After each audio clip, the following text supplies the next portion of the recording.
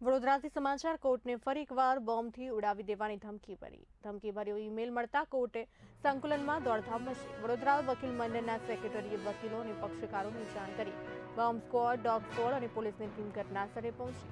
સુરક્ષા કારણોસર court સંકુલના gate તાત્કાલિક બંધ કરવામાં આવ્યા। પોલીસ દ્વારા સમગ્ર કોર્ટ પરિસરમાં તપાસ શરૂ કરવામાં આવી।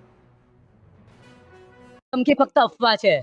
આ વકીલોને આવતીકાલે અમારું બાર કાઉન્સિલ ઓફ ગુજરાતનું ચૂંટણી છે, વકીલોના ભવિષ્યની ચૂંટણી છે અને આવી રીતે ખોટી અફવા ફેલાઈને વકીલોને રોકવામાં આવી રહ્યા છે કે તેઓ વોટ કરવા ના આવે। પરંતુ મારા તમામ વકીલશ્રીઓને નમ્ર વિનંતી છે કે તેઓ જંગી સંખ્યામાં વોટ કરવા આવજો, કારણ કે કોઈ પ્રકારનો બોમ્બ છે નહીં। અગાઉ પણ આવી રીતે બોમ્બની અફવા ફેલાવવામાં આવે છે, મેલ કરવામાં આવેલ છે અને પોલીસ દ્વારા કોઈ આરોપીઓને શોધવામાં આવેલ નથી। ફક્ત ને ફક્ત આ દહેશત ઊભી કરવામાં આવી રહી છે ખોટી। નિમિષા ધોત્રે પટેલ, બરોડા બાર એસોસિએશનમાં ટ્રેઝરર અને આવતીકાલની ચૂંટણીમાં બાર કાઉન્સિલ ઓફ ગુજરાતની ઉમેદવાર છું। મારો ક્રમાંક નંબર 26 છે। અવશ્યથી બધા આવજો, કશું જ થવાનું નથી। અમે અહીંયા કોર્ટમાં જ ઊભા છે।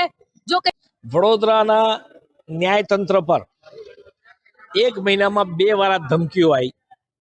મેં ગયા વખતે પણ કહ્યું હતું, આજે ફરીથી દોહરાવું છું કે આ ધમકી એ ન્યાયતંત્ર પર એક પ્રકારનો ઇનડાયરેક્ટલી અપ્રત્યક્ષ હુમલો છે।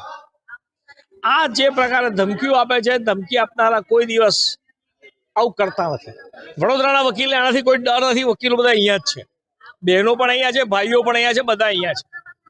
પરંતુ જે પ્રકારે આ ધમકીઓ આવે છે એના કારણે કોર્ટો બંધ થાય છે। પરિણામે લોકો, વકીલો, ક્લાયન્ટ્સ જ્યારે નામદાર કોર્ટમાં પોતાના ન્યાય મંદિરની અંદર પોતાના ભગવાન સમક્ષ રજૂઆત કરવા આવે છે તો એમને રજૂઆત કર્યા વગર પાછા જવું પડે છે, કારણ કે ન્યાયતંત્રની દ્રષ્ટિએ જજ સાહેબો એ ભગવાન છે। તો એ સ્થિતિમાં પોતાના ભગવાન સમક્ષ રજૂઆત કર્યા વગર પાછા જવું પડે, આ બહુ મોટી દુઃખદ વાત છે।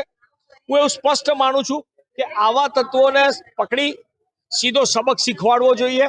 સાથે સાથે હું એવું પણ કહીશ કે ટેકનોલોજીના જમાનામાં પોલીસ કમિશનર વડોદરા, ગુજરાતની પોલીસ આવા તત્વોને તાત્કાલિક પકડે અને આવા લોકોને આપણે સબક શીખવાડીએ। તમે પકડો ને અમને સોંપી દો વડોદરાના વકીલને, અમે કોઈ તારીખ નહીં પડવા દઈએ। અમે ત્યાં જ નિર્ણય આપીશું અને રિઝલ્ટ પણ આપી દઈશું।